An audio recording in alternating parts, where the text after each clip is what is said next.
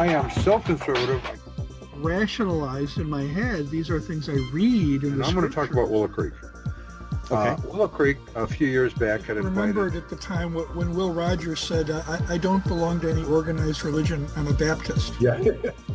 I am so conservative. If you didn't jump to conclusions, you might not get any exercise. I am so conservative.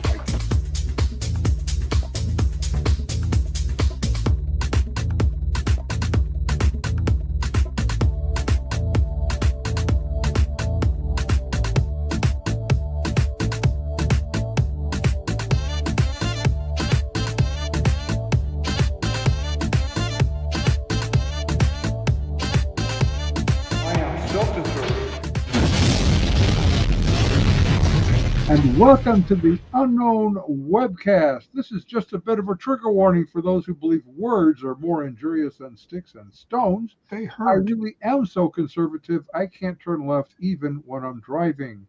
In addition to giving trigger warnings to our viewers, Ron Hensel and I both drink coffee for your protection. And at no extra charge. And at no extra charge. So right. Feel well protected. I have my overload of coffee today. This week, John Underwood from Recovering Grace joins us for the Shiny Happy People, a critique. My name is Don Vino. I'm president of Midwest Christian Outreach, Inc. in Wonder Lake, Illinois, which produces the Unknown Webcast. And our senior researcher is Ron Hensel, who will introduce the sponsors of today's webcast. And here is Ronnie Baby. Oh, yes, here I am. I'm back from Chicago, Don. You know, I was probably just, well, you told me, was I an hour south of you or a half hour? An hour, 15 minutes, yeah. Oh, really? Well, greetings from sunny Florida again, where the palm tree came out, saw its shadow, and now we have 12 more months of summer. Our sponsor for this edition of the Unknown Webcast is World's End Theology Outlet, your one-stop resource for half-baked heresies, dubious doctrines, and other ideas whose time has gone. World's End Theology Outlet. And our regular legal disclaimer, this is appropriate given the guest we have, right? Our guest on today's webcast, insert name here, that would be John Underwood, has no connection whatsoever to any of the satirical content of the Unknown Webcast, hereafter known as the Webcast, although we probably will not mention it again. This satirical content includes any and all commercials, end credits, puns, smart remarks, or anything else that might fall under the definition of satire. In the meantime, Midwest Christian Outreach, Inc. bears no liability for or responsibility for anyone's opinions regarding this satirical content. Our regular announcements notice. The opinions expressed on this webcast are ours and should be yours too. If it really annoys you, or if you like it, or if it annoys you and you want to inflict it on someone else to ensure your continued access, please go to MidwestOutreach.org, click on the yellow donate button, and contribute as you feel led. And as you do, never fear, this webcast is Y2K compliant. And don't forget to subscribe to us on your favorite video channels. And now, introducing our special guest, Mr. John Underwood. And we used to have fake applause where I held up my fingers and went like this, but now for you we have the real thing. Again, at no additional charge. Greetings. How are you? Great.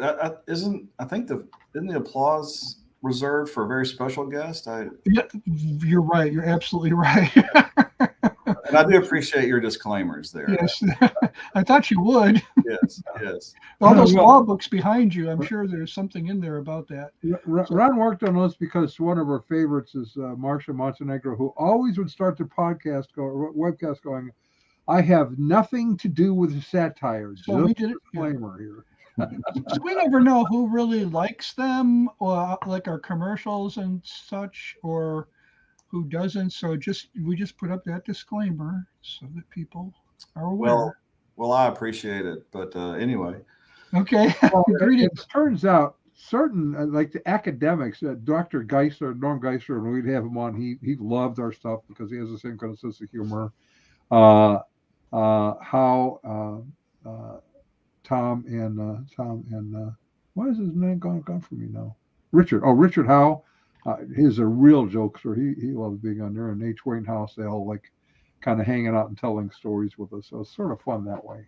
Well, God has a sense of humor. I think we see that all through the Bible. So we can laugh. Yeah. And he uses satire. Actually, there's like kinds of satire and sarcasm sometimes. Yeah. So. Yes, I enjoy good satire. The Babylon Bee is one of my favorite news sources. So No, it's yeah. So we're here to discuss a movie that or a documentary I have not Docu-series. seen. This is docu-series. So there's a new term for this. I Four-part have, series put together by Amazon Prime. of all people, And they had contacted us by email, and then I they spent did. I didn't know that. No, maybe you yeah, said I something. spent a lot of time on the phone with them. They contacted John and Recovering Grace and others. So But our audience doesn't know who John is, so that's where I was heading. well, that's where we want to get to the next thing here, which is John Underwood. Who are you, and why Who should are you? And well, first I want to say, Ron, not having seen something does not prevent you from having a strong opinion about it. I have found out. well, then I can have one, is what you're saying. Yes, I have permission. yes, yes, And you'll be glad to give me yours so I can use that one. So yes, yes. Well, just a little bit about who I am. I'm, one of the lines from one of my wife and I's favorite movie, The Princess Bride, is "No one of consequence." But in any event, um, so I am, I guess, kind of representative of a group of people who we call ourselves the Gothard generation, shall we say? Now, uh, those of you who are watching this may or may not have a good overview of IBLP and Bill Gothard and who he was, but just to go through it quickly, he he had the seminars in the 60s, 70s, and 80s, somewhere thereabouts. I think maybe high watermark was in the 70s, and it was called Institute in Basic Youth Conflicts, and then it became known as IBLP, Institute in Basic Life Principles. But somewhere in the late 80s, early 90s, he started actually in the late 80s, and it kind of grew into a large thing in the early 90s, a homeschool umbrella that was known as did you say umbrella? that pun was intended. He started a homeschool organization called Advanced Training Institute of America, which later became known as ATI, Advanced Training Institute, as it had more of an international focus. So a lot of the parents who'd grown up going to the basic seminar put their children in the homeschool, again, umbrella program. And so I would say I'm kind of representative of that cohort, that group that grew up in the Gothard homeschool program. So, Okay. So you're kind of one of the first group through, aren't you? well, I have a unique story. My wife's family actually was one of the, I think, very first, second. I think she was they're in the second group. My story is a little unique, and that's one thing I want to point out is going through watching the Shiny Happy People documentary. I've heard a range of reactions, and I'll get to that a little bit later through Recovering Grace. We've heard from a lot of different people, heard a lot of different reactions to it, and I've heard, quite frankly, from some people who just watch that and go, "I don't recognize this at all. This was not my experience in ATA." And I want to talk about that. But one thing is you've got to keep in mind is that there was a number of unique experiences in ATI, but there were some very common ones. There's some common themes that took place. Mine's a little unique. I was in private school. I went to private school, and then I was in public school. And actually, I was a senior in high school when my parents decided I wasn't being properly prepared for college, and that we needed to maybe pull out homeschool for a year or so. Which there's some irony there, but I would say my brother and sister, my younger siblings had much more of an immersive Gothard experience than I did. But I had so there's a number of different experiences. Before I get to that, though, I did want to kind of outline how we got there. So my parents actually attended the the basic seminar in Atlanta in the early 70s. Now, they had grown up in a fairly traditional manner, shall you say. They went through a public school system, grew up in mainline Protestant churches, and then went to college. They actually got married in college, and my parents were working in Georgia when their pastor recommended that they go to this seminar. And this is one of the things I wanted to point out through the whole recovering grace thing, which I'll get to here a little bit later. We heard from many people who would say, well, Gothard really helped me. The teachings of Bill Gothard really helped me. What's the problem here? And I have a close friend of mine who tells me his dad actually became a Christian. He was saved at a basic seminar. My dad will tell you that Gothard threw some concepts out there that just he'd never heard before in his mainline.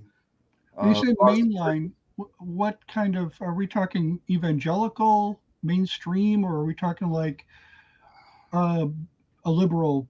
I'm not sure really where the modern evangelical movement kind of really raised its head. I'm guessing maybe in the late 60s, 70s or so. But the churches they went to were Presbyterian, Baptist. I would say we're sitting somewhere on the edge of the old mainline denominations and the modern evangelicalism. But my dad has told me on multiple occasions he knew a lot of stuff coming from the pulpit didn't sound right. So I do think, my limited knowledge of church history, that there was a real deficit of Bible teaching in those churches back in those time periods. And so that might have been a lot of the appeal of Bill Gothard. And I don't think there were a lot of conferences and seminars back then like there are today. So I think that was a lot of the appeal of it. But I would say to those people who say that, well, they really got a lot out of Bill Gothard and Bill Gothard's teachings helped me. It seems like those people who say that also were sitting in churches where they were getting good teaching, or they had access to good teaching, and they were able to somewhat spit out the seeds, as they say. That's a good. I mean, I've heard that a lot from people who didn't get sucked in. Yeah, they attended it. They agreed with some or maybe most of it, but they said there's some stuff I couldn't go there. Spit out the seeds. I took the valuable stuff home with me, and that was it. Yeah. Yeah. So, I'm not going to deny that people didn't come away from the basic seminar with good things. Like I said, I had one friend who says his parents were saved at a basic seminar, which I don't hear that very often. I'm not saying that it couldn't happen, didn't happen. But I never saw the basic seminar as an evangelistic message. But in any event, I actually didn't grow up going to the basic seminar. So my parents went when I was very, very young. And then at some point, we moved from Georgia to Tennessee, where we got involved in a church. It was a mainline Southern Baptist church, very evangelical, very, it was a Southern Baptist church, but it was probably really leaned more toward the independent fundamentalism, to be honest with you. But we had great preachers, preach the Bible. My parents would go to the basic seminar. I don't recall ever going to the basic seminar until I was in high school. And I actually went because a friend of mine from high school invited me to go. And I don't really remember much about my impression of it other than, okay. But, I had grown up in a very active Bible preaching church, so it just was kind of another thing for me. However, like I said previously, we, at some point, this would have been right around 1991, 1991, when really that there was some concern. My parents were professional educators, that I was not getting properly prepared for college. So they said, go, let's homeschool. Let's just homeschool. And well, they were very involved going to the basic seminar, and had come back from that year's seminar where Bill Gothard had been really talking about the homeschool program, and let's do that. And the irony of that is, for those of you watching who are probably scratching your head, is that Bill Gothard was very, very down on college. Matter of fact, even Christian college. He said that's where you go to send your children to have them steal them away from you. Right. The colleges will steal your kids from you. And I know, Don, I've seen you posted something recently about your money or your kids or Yes. something. Yeah. Yeah. So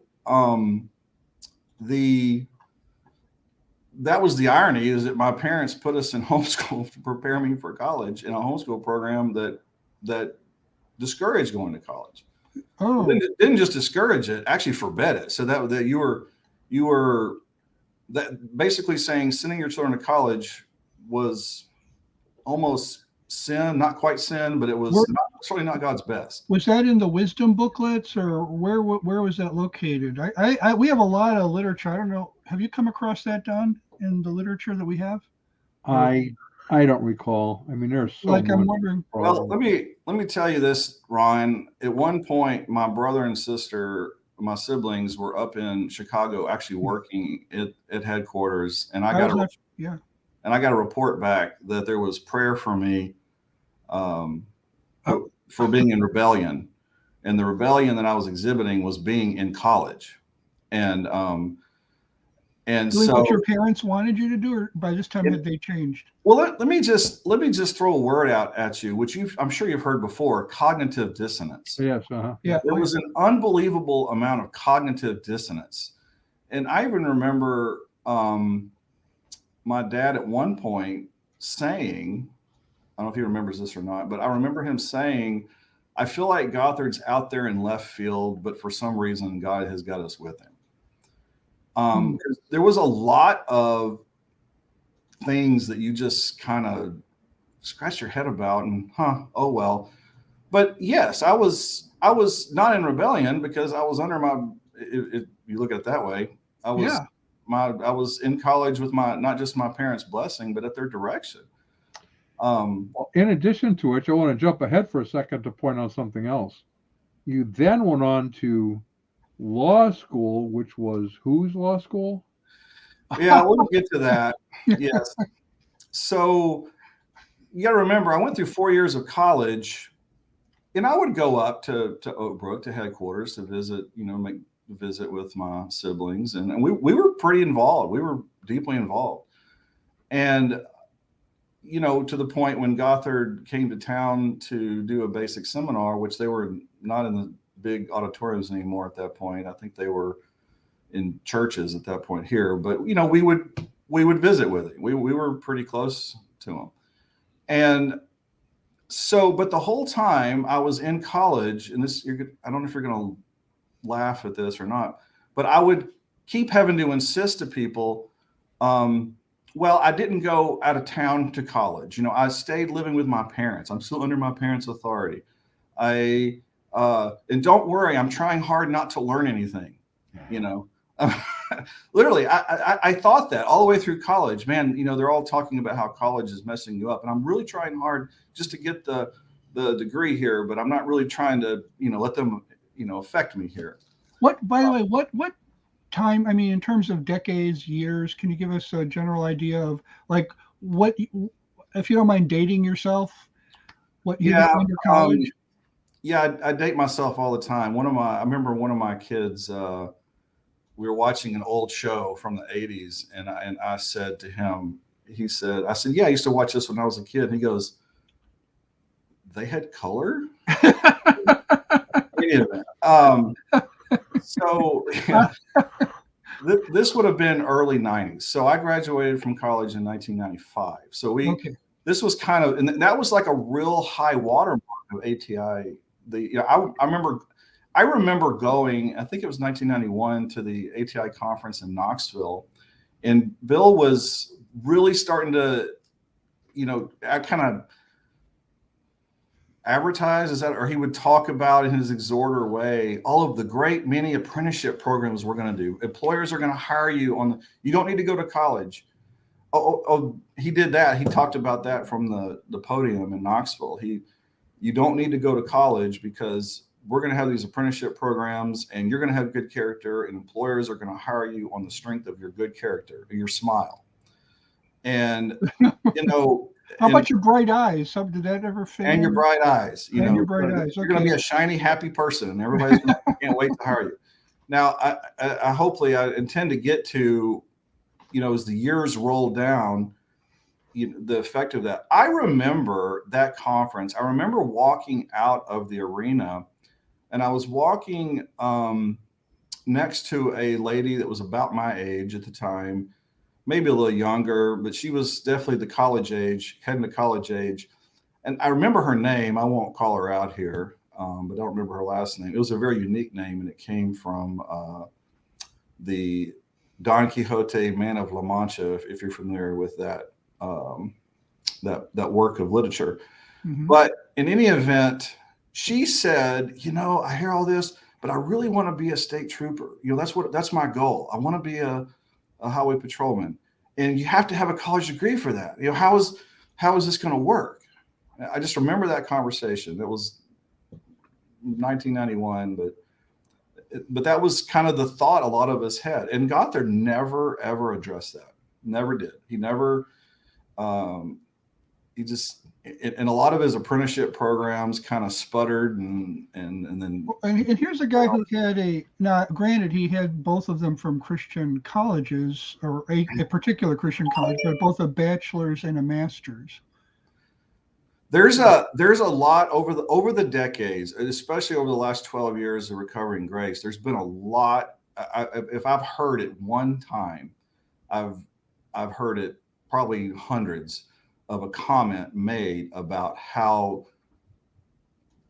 ironic it is that Bill Gothard drops his PhD around every time he gets a chance, and he brags about that, and yet he actually denied the opportunity of people to. It was basically, how did he get that PhD again done? I don't remember him having. He made a deal with the Baptist. I think it's honorary. Louisiana, which is not accredited.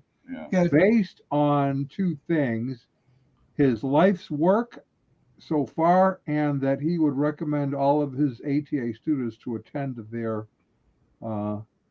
place of their institution. So I will give up my advice not to go to college in exchange for a PhD, is basically. Well, you've talked about on your podcast. I know I think you talked about this a little bit with Ginger and Jeremy, but there's so many examples of how the inconsistencies, how Bill taught one thing and practiced another. I think you've talked about those at length elsewhere, but that's just another example of that. He told us all not to do something that he was doing or did. And that he wore that out there on his sleeve. Well, as you know, we did a book. That's what and there are kind of three guiding elements to the book, which was questions. Are his teachings biblical? Number one. Number two, does he live according to his teachings, whether they're biblical or not? And then number three, how does teachings affect others? So on number two, he doesn't live according. He has two sets of rules, those for himself and those for everyone else, and they're not the same. No, that's true. And the phrase that we used to use a lot was that he didn't eat his own cooking, and So you're saying he didn't follow the Mosaic prescriptions for dietary limitations? Well, probably did that. I don't think I'm telling a secret here because it's been out there, is that he got caught down in the kitchen a lot with a spoon and a thing of ice cream. So. Oh, okay. And we had pepperoni pizza up there and all. So anyway, it's funny. Actually grew up in Memphis, Tennessee, which I don't know what you know about Memphis, but it's kind of the barbecue. We say it's the barbecue capital Yeah, of the world, as of the far as you're planet. concerned, and the Yeah, planet, as far as I don't care, this the Kansas, galaxy. Texas stuff. But anyway, um, the so pork was like he had a big thing about not eating pork. Right. To the fact that when I got married, almost had to put my wife into some counseling and therapy to get her to enjoy this fine culinary experience that we had. No, I'm just kidding. We really didn't go to therapy, but she did. We did have to kind of get over the whole not eating pork thing. And Tony Gurr, who I think you guys are well familiar with, Yeah. had a whole thing with Bill about his hog farm. If you remember, did he Right. tell you about that? Oh yeah, oh yeah. Yeah. So Bill definitely felt like the Levitical dietary laws was something we should all do, even though I don't think he followed Well, it. not just dietary laws, it was also the laws on the marriage laws. In fact, Oh yeah, yeah. we had our meeting, which Ron alluded to earlier, with Bill and his staff, and Dr. Geisler as the moderator, and Modern Reformation magazine as the outside neutral observer, when we brought up this whole issue about living according to the Mosaic law under the marriage. Modern Reformation magazine was shocked. They all about lost their minds just on that one. Yeah. No, you're right. Now, so I mentioned cognitive dissonance. There was a whole lot of cognitive, I mean, just all the time. I remember going up to Chicago as the more deeper we got involved with IBLP and ATIA, I remember being struck by the number of families and people in that universe that had just an unbelievable amount of dysfunction. Like there was one girl that was friends with our family whose parents, and this was an ATI family, whose parents were in this constant, very vicious legal battle with each other of their divorce and custody and all of that. And I just like, these are ATI families. I mean, I just Yeah. remember being struck by there was an awful lot of dysfunction in ATI You mean families. the kind of dysfunction that ATI was supposed to protect you from? Yes, and that was one of those cognitive dissonance moments. And what's interesting is that your book that you wrote, A Matter of Basic Principles, was like one of those moments where I read through that. I don't remember how I got my hands on it, but you wrote that. What year did that come out?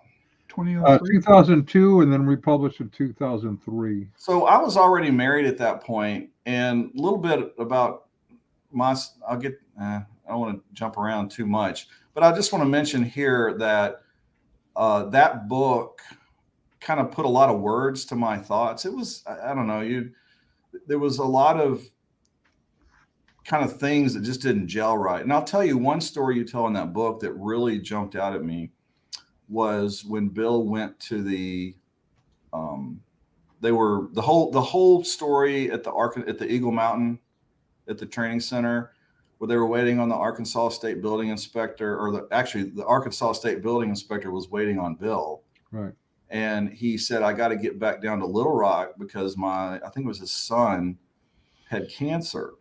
Oh yeah. And Bill started going on about, well, you must have sin in your life, or right. That was one of those. I had heard that. I've heard that my whole life. I've heard that, and I kind of accepted that if you're having problems and sin in your life, it's that cause and effect prosperity gospel that you guys talked about with Ginger and Jeremy. That obviously there was some sin in your life, but when I read that, I was kind of a couple years out, shall we say, and I went, aha, that's just wrong. It rains on the just and the unjust alike. We live in a sinful, fallen world, and things happen. People get cancer. Right. You can't say that my son has cancer. And I had a moment involving one of my children where that really came in a sharp relief. Hopefully, I can get to that here in a second. Yeah. But so the moment I think that there was a lot of different things that kind of led up to where I was just really starting to go, there's a problem here, there's a problem here. I can't quite put my finger on it. We were within our Recovering Grace team, we were talking about this recently, and it kind of had an epiphany. I think that the issue of music, Bill Gothard had a real big thing with Rock music. music and is evil in any form. But Christian contemporary music was evil. Yeah. Anything with a beat. Matter of fact, I'll tell you a story. I don't know if you guys are familiar with Rush Limbaugh, Yeah. Oh, yeah. but some kids were at the headquarters were listening to Rush Limbaugh on a back dock while they were loading the trucks, and somebody came out and made them turn it off because the bumper music Yeah. that he introduced his show with had a backbeat. So, in any event, I think the church actually split with Bill Gothard, and I apologize for the sirens you're hearing here. I can't. Okay. I Probably live. Bill sending someone to get you. By the way, I want you to hold that thought. There's going to be a quick question when we come back before you proceed. And we also want to hear from our sponsor. Yes, we do. Our friends at World's End Theology Outlet, your one-stop resource for half-baked heresies, dubious doctrines, and other ideas whose time is gone. They have for you an alert for adults concerned about their children's success. Have the youth in your church been asking too many questions lately? Do they listen to the kind of music that leads to potential sins like foot tapping? Do they look puzzled when you try to explain the evils of Cabbage Patch dolls? Are you looking for a new approach to these persistent life problems? Well, then you need Bill Gothard's Umbrella of Protection. It prevents accidental violation of out of context biblical principles and provides non optional protection from music with a beat, skirts above the knees, and beards on men. It provides guaranteed protection from destruction thanks to our patented spiritual Scotch Guard, and it comes in a size for every level in God's chain of command.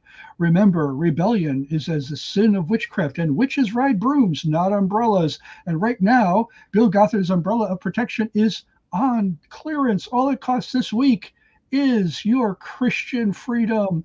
Where are you going to find another deal like this? Bill Gothard's Umbrella of Protection. Note, this offer is not available in Scripture, but it is available at World's End Theology Outlet. So back to I set that one up nicely for you. You sure did. That was not planned. Well, the check is in the mail.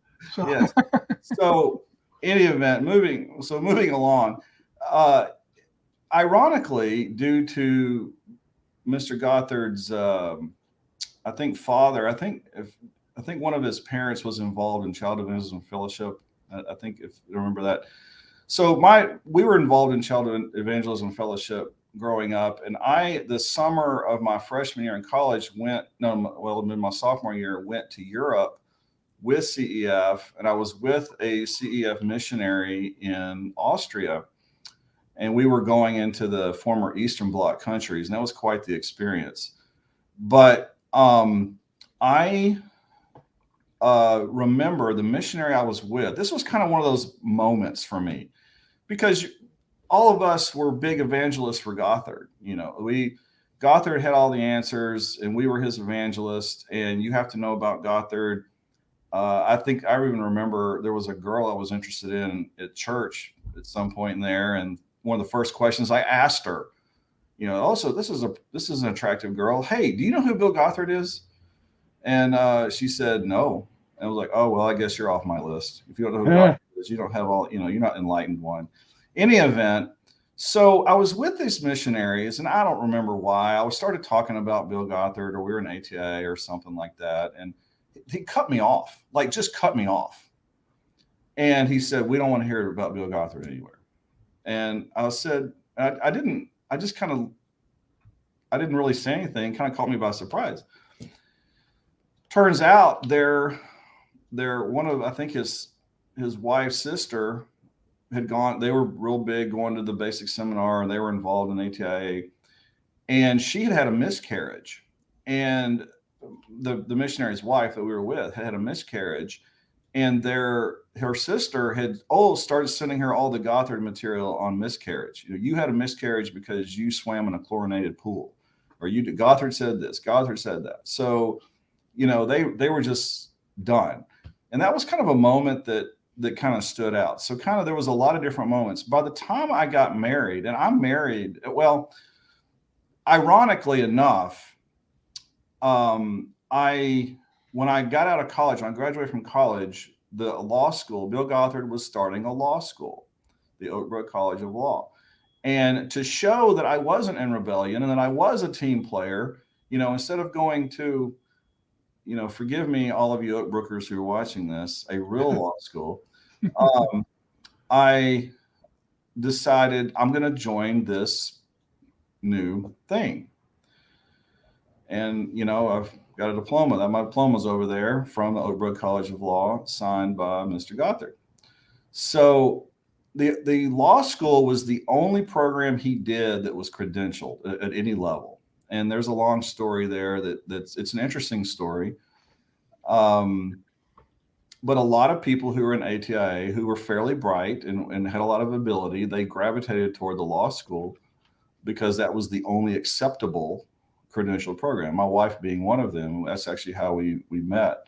And she's also an Oak Brook attorney, and we practice together now. So, and ironically enough, there's a number of the Oak Brook graduates who are involved in the Recovery Grace. So, Gothard has a teaching about sowing the seeds of your own destruction. So, you draw your own conclusions there. Yeah. But in any event, so my wife and I, she and I have a different memory on this. I don't remember ever having a conversation with her about whether we were or were not going to put our family in ATA. The way I remember it was just understood we're not doing that. And if you look at the re-enrollment rates, all of the people who grew up, the Gothard generation, shall we say, the Gothard children, there was very, very few numbers or percentage that actually grew up, got married, had kids, and put their children in ATIA. There were some, but it was very few. Now, there was people that homeschooled. It wasn't that they didn't homeschool. It's just that they didn't use ATIA. The wisdom booklets, I didn't really talk about the wisdom booklets much, but they've been talked about elsewhere. They were deficient as far as basic education, and you had to use other books along with them. Some families did, some families didn't. But in any event, talking a little bit more about my story, I remember somewhere, this is where I want to transition a little bit into Recovery and Grace. Right, we need to do that. I remember hearing this is the memory. I remember walking through my living room. My wife was sitting on the couch with a laptop, and she goes, "Oh my word, you've got to." There's this Facebook group of people who are former ATI students. Do you know about this? Are you in this? I'm like, no, nothing about it. I got into it, and long story short, because it's a long story, there was a groundswell there was a spirit, shall we say, to use the term, that kind of swept through this Facebook group. And there was a whole lot of people. You started talking, and there was a whole lot of, and this would have been, I think, 2010, 2011. Me too. There was a lot of me too. You felt that way. I thought I was the only one who had the struggles, that we felt like all of the teachings that we were taught, there was this cognitive dissonance. We just all started having these conversations, and out of that grew what is now Recovering Grace. And it's funny, I was going back, I pulled out some documents. We've been accused of all the pejoratives that come out of IBLP, the bitterness and angry, and all of that stuff. But we really worked about and just to tell you a little bit, I've got our document here where we outline what we were going to do. And our project and our objective was to expose the dangers of teachings, help those trapped within Gothardism to find their way to freedom in Christ, and to give biblical theological responses to those teachings. So that was always the goal, and we had no idea it would get to where it was. You guys are familiar with the lawsuit, the girls that Absolutely. filed the lawsuit. We weren't involved in that. We, there's a story there that perhaps we could tell one day. There was a couple of us who helped them and consulted with them to try to find counsel and guide them. But as far as recovery, that just wasn't our mission. That wasn't our mission, and any event. So Shiny Happy People came out here recently, as we all know, is what kind of prompted this. And there's been some people who, well, all I can say it's been out about a week now, and it has Right. Recovering Grace. We kind of went dormant a few years back. It was everyone's kids are getting older and careers are going, and it just we felt like we told the stories needed to be told. But what's happened here in the last week is that there's been a lot of renewed interest. People are more interested. It's bringing a whole new generation of people in who says, yeah, I didn't know I was the only one. Me too. So, there's I need to interject a couple things here very quickly, because we do want to talk about the docuseries, and we want to mention again Recovering Grace and how there's a ton of information on there. We worked a lot with them in the beginning, as did several former staff from IBLP, who have just tons and tons and tons of documentation. But I have to tell you, I've had several. In fact, one of them is on here with us now that watched it, and it just mimics their experience, not in IBLP, but in other authoritarian groups. I've had several emails in the last few days about that as well. Yes. From totally disconnected groups that are going, that's my story. So, yeah. No, one of the things that happened here, which is really important, I as we pointed out on our blog last week, there's issues with the docuseries. It's left leaning, let's say, if we can be kind about that. And yet they did a very, very important service. They gave those who suffered in Gothardism a voice that they didn't previously have. Yeah, it has given a voice to a lot of people, and it's raised a lot of things up in a lot of people, including myself, that things I thought I had dealt with years ago, I realized watching that, and I'm in a different place in my life now.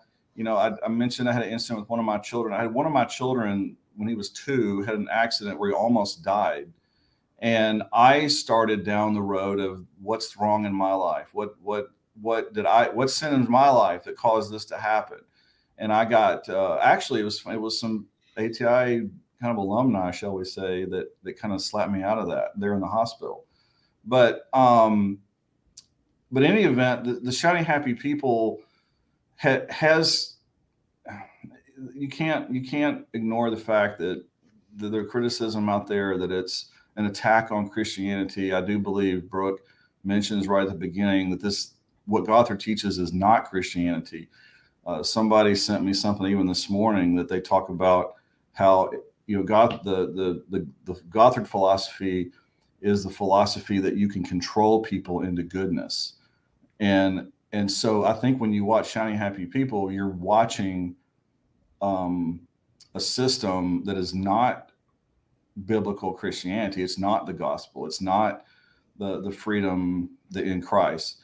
And Gothard's afraid of that freedom because he feels like I said, with the grace definition, that somehow we use unmerited favor and God's grace as a license to sin. And which is exactly what the accusation the Apostle Paul faced. Yes. By the way, and Paul addresses that. Yeah. And interesting, in Gothard's teaching on grace, he never addresses Paul addressing that. But in any event, the Shiny Happy People documentary does come from a little bit more of a left leaning. There's a little bit of it can be interpreted, I think, as an attack on Christianity. I don't think that it is. The only comment I have to say about that is, in the beginning of Recovering Grace, we were accused a lot of doing damage to the name of Christ by attacking the man of God.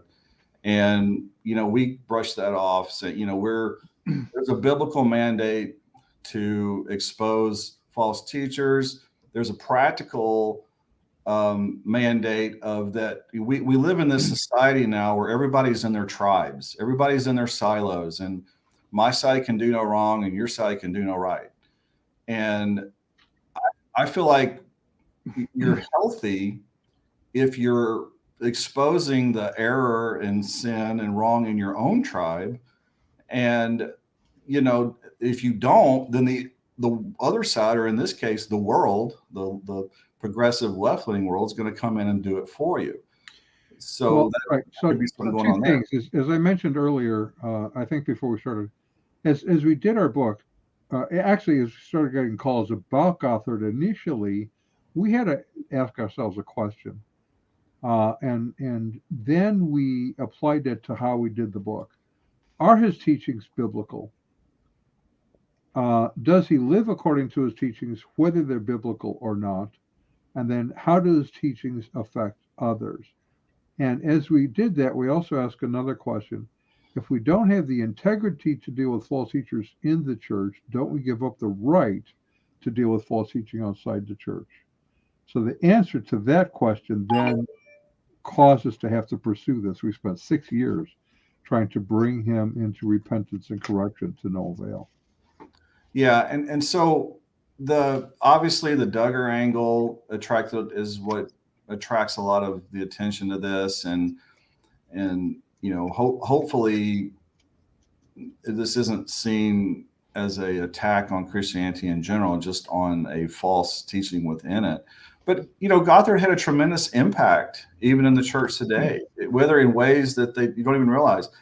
I saw across my social media recently some people posted who probably don't even know who Bill Gothard is, but they posted the umbrella diagram, which you guys have pointed out on your blog. And be honest with you, I think that's the first time your post on the umbrella thing is what really kind of articulated to me how it was unbiblical. Yeah.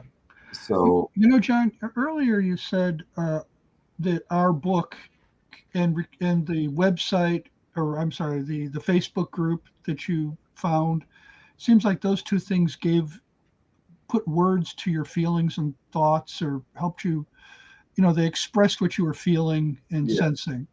And I would I would go back to the late 60s and say, I remember the late 60s. I was pretty young, Don wasn't as young as I was, but Well, hey. at least you can remember something. Yeah, we could, but I will say, if you remember Woodstock, you weren't there. But anyways. I don't remember Woodstock. Yeah, good thing. Neither do I, but I was only 10 at the time, so I don't think I would have gotten in. The thing is, I think Gothard, given all the chaos, and it was chaotic in the late 60s, it was like 2020, only probably worse. We had bombings, we had riots, we had assassinations, we had all this was going on while we were sending people to the moon, no less. But, I think Gothard put words to many people's feelings about the decline in authority. So they resonated. A huge segment of our population, a Christian population, not just evangelical. There are photographs I've seen of Roman Catholic nuns sitting in the front row of Bill Gothard's basic seminars. Okay, Lutherans went, Catholics went, lots of people went, because he was touching a cultural nerve at the time, that people felt society was falling apart. And even though we didn't want to be authoritarian, surely there's some place for authority. And he became, to many people, kind of like the guy who's going to rescue them and their families. And I think we bring that up in our book. You do. I want to make 2 points on that. One is that, and this is something we all talk about internally a lot, is that for somebody who is real big on authority and accountability, he didn't exercise a lot of it for himself. And you talked about that with Ginger and Jeremy a lot. You said, he did not, he just didn't practice. Another example of not practicing what he preached. But they've even said, some of his supporters now have said that his board is simply there for legal reasons and not to provide it's a any rubber actual accountability. He oh, and Ginger and Jeremy, you talked about a lot about how he kind of was a Pope-like figure. Like he was, what did Gothard say? You know what, or he was sort of revered. And God doesn't need any accountability, does he? So if you have kind of a godlike figure, he doesn't need accountable. He's accountable to God, is what we would be told. Yeah. When I'm helping someone who's been raised in that and they're trying to sort out, okay, how do I even know what to believe? I mean, sometimes they don't even know how to make a decision on what to eat. And I have to start off with this. Just because God and Gothard both begin with G-O and end in D, that doesn't mean they're the same thing. We have to make that separation. And that's kind of where we have to start. Well, Don, I was in a evangelical cult for 5.5 years. And I'll tell you, once that gets into your head, sometimes you think you're hearing the voice of God, but it's the voice of your leader talking. Right. And we would just ignore the cognitive dissonance. I think the Shiny Happy People talks about the spiritual gifts. And it was funny because when I was watching that, I was like, boy, they could go deep with this if they wanted to. But spiritual gifts were thrown around almost as pejoratives in IBLP, or as a way to put people down or explain away things.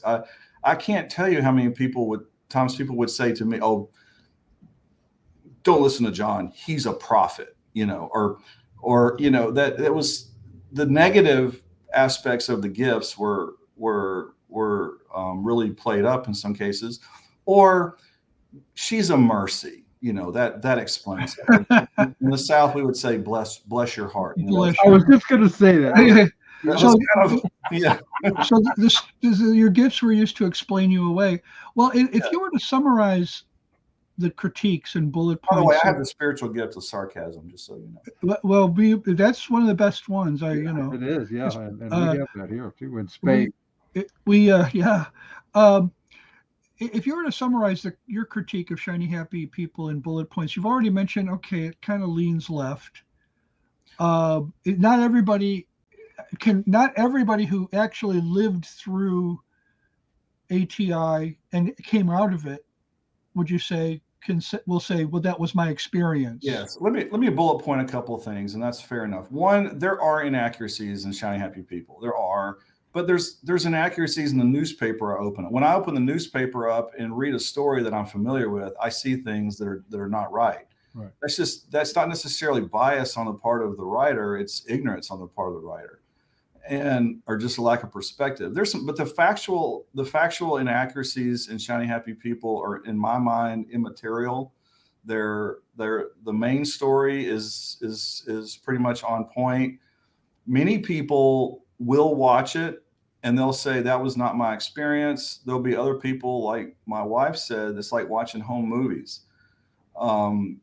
But everyone who was involved in ATIA will recognize that. Another point I want to make, in the early days of Recovering Grace, I was talking to someone on staff at IBLP, and they said, John, the people who are here on staff today, which would be in 2011, 12, 13, they don't recognize any of your stories.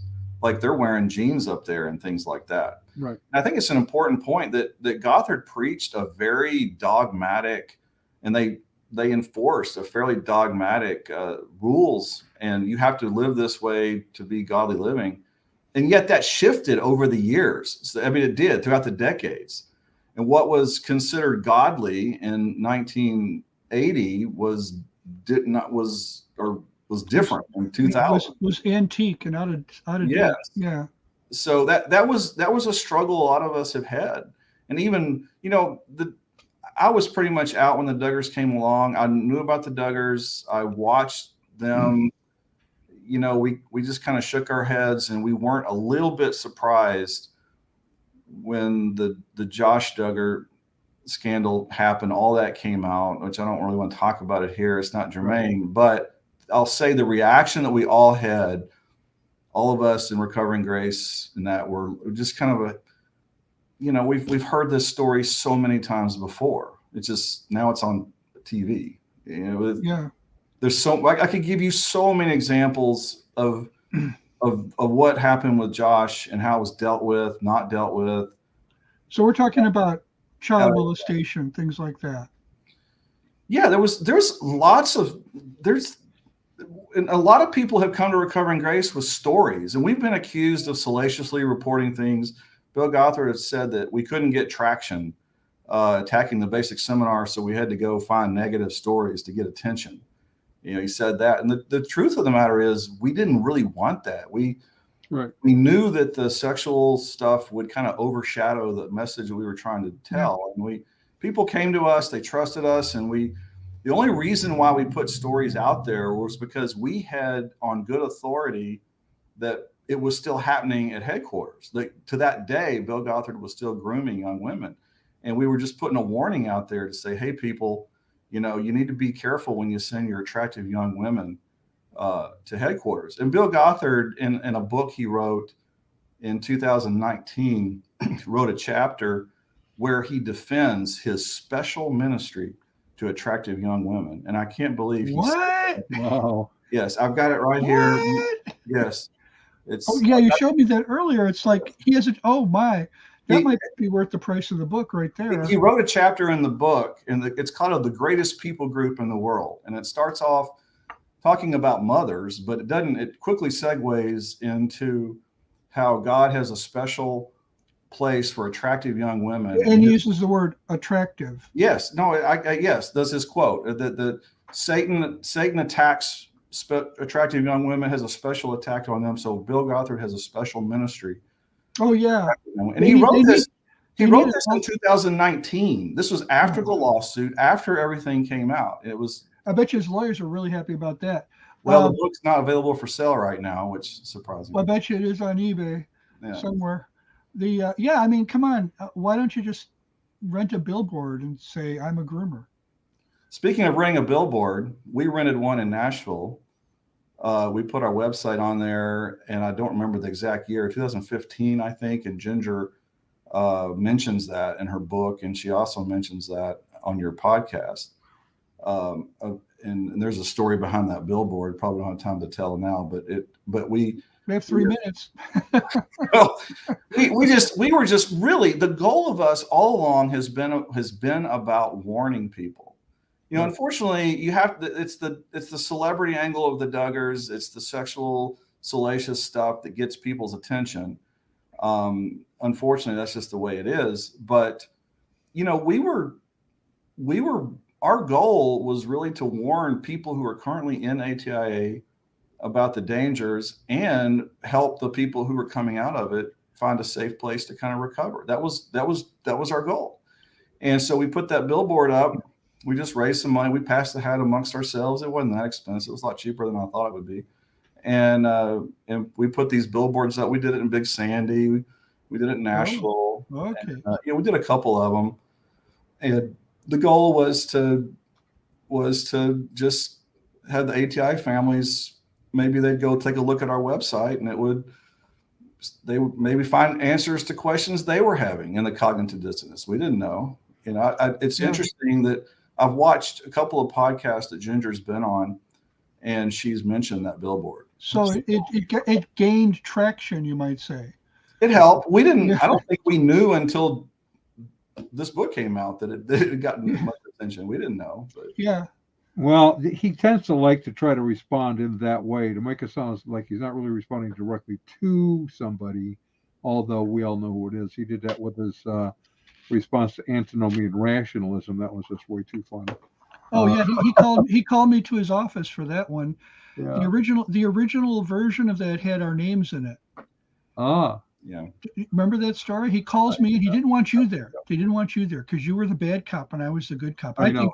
I think they just thought Ron was actually meaner to him than I was. I think they just thought I was the malleable one. I don't know why, but they showed me this document and it has our names like right in the front page of it. And I'm reading it and I say, well, at least you spelled our names correctly.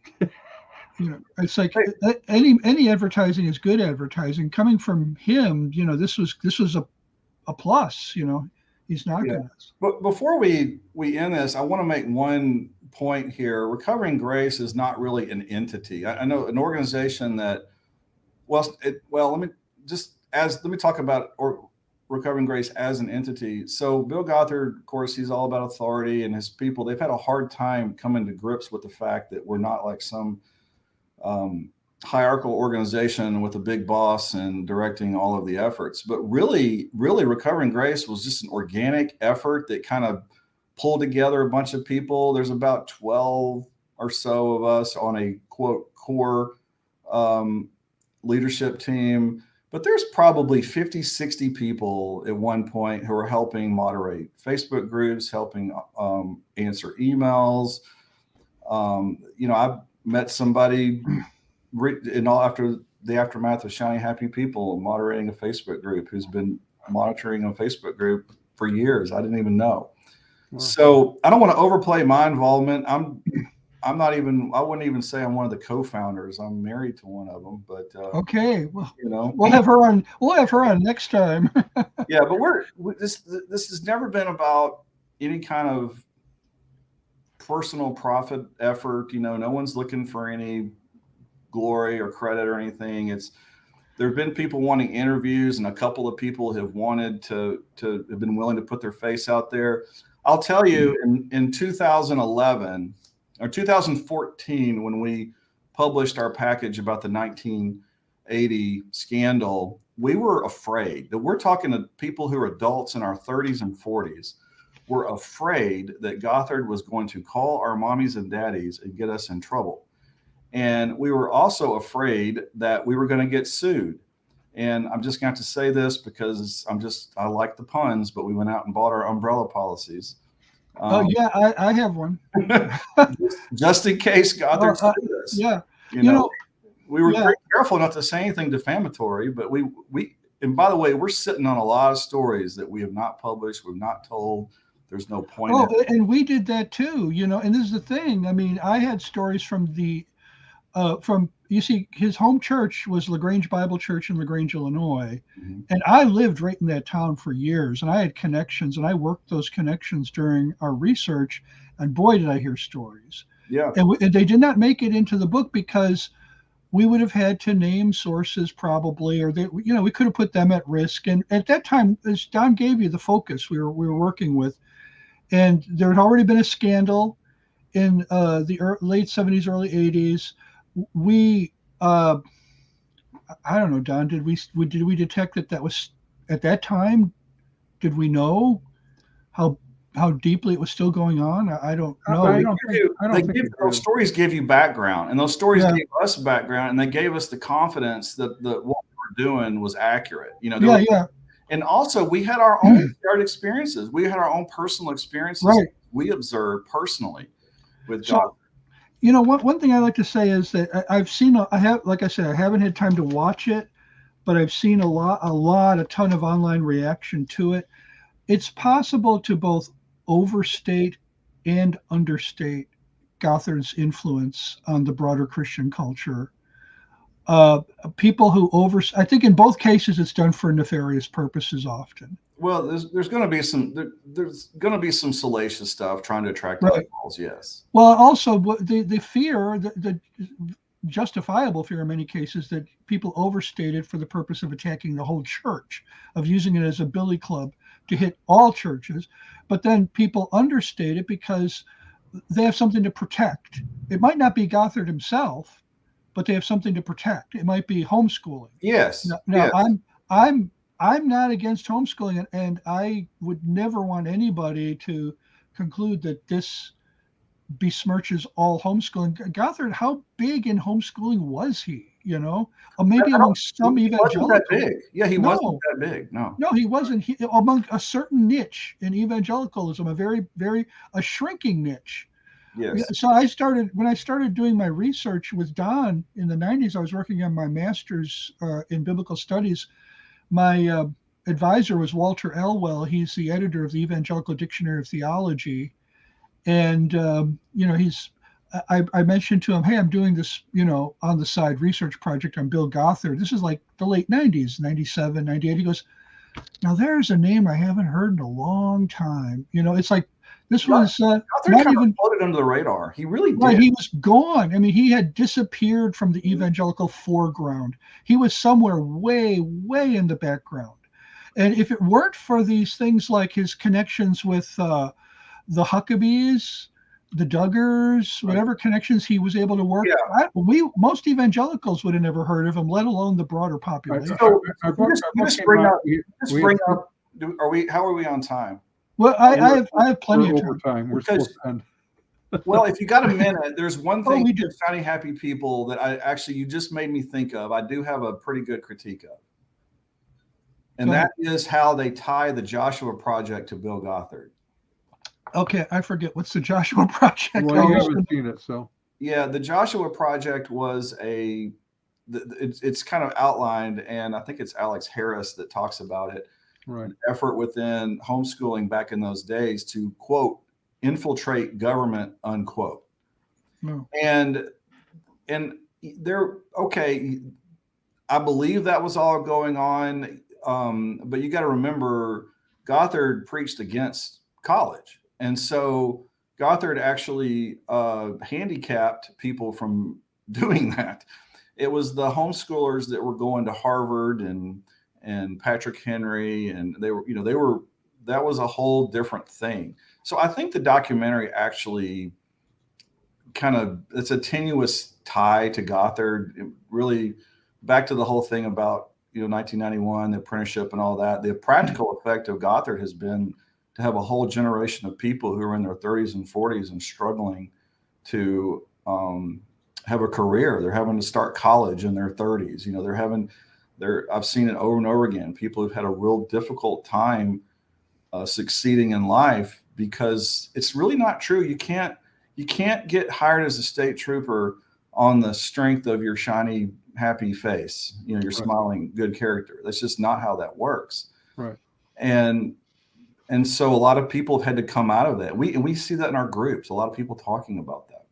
So that's actually one critique I would have. I think the documentary. You got to remember they really didn't come to Recovering Grace until late in their project. They came to us only about 3 or 4 months ago, and we gave them some background material, but they even said their lawyers wouldn't even let them use most of what we gave them. Yeah. So back to your comment, Ron, about all the stories that you got from people that you couldn't use because of sources in that.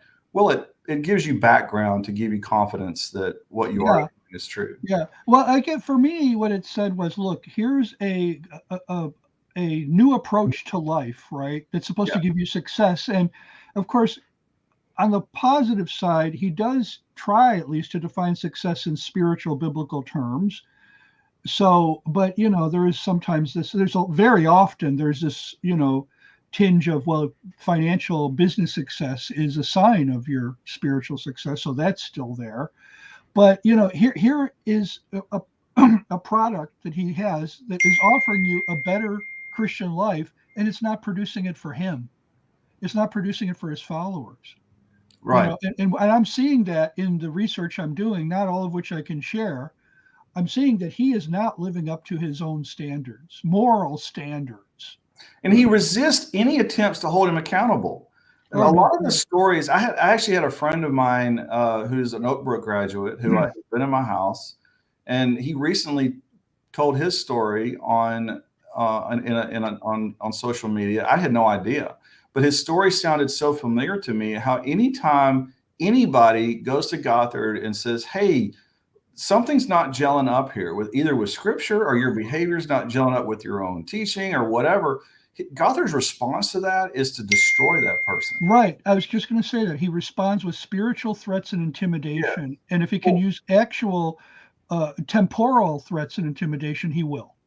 Well, he would kick out, and this is a point that people need to know, that I don't know that this was really brought up in Shiny Happy People, but as a practical effect, Ginger and Jeremy talked about this, and it is talked about in Shiny Happy People, how Gothard was set up sort of as a godlike character. And there were not opportunities really there wasn't like an education path like what we're used to, high school, then college, then career. it was sort of this kind of lifestyle where you get good character and you serve in ministry, and one day you're too old for me to use, so I throw you away. But the atmosphere that was created was where the holy grail in ATI land was to go to headquarters. You could go work at headquarters or go work at a training center. And if you got sent home from one of those places, it was devastating in that world. And like when you're talking about 16, 17, 18-year-old kids, 13-year-old kids, and their whole world has been Bill Gothard is the king of the world.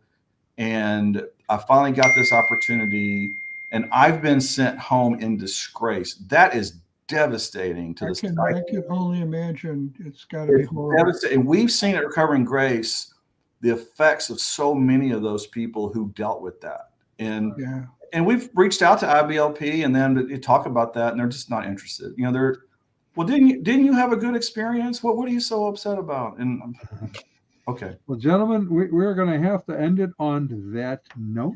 Okay. You're Ron, right. would you do the courtesy of walking us out of here? Yes, let's give credit to whom credit is due. Our resident cult leader profiler is Neil Before Me. Our wardrobe manager is See How It Fits You. Culinary services are provided by Chef Ham and Cheese.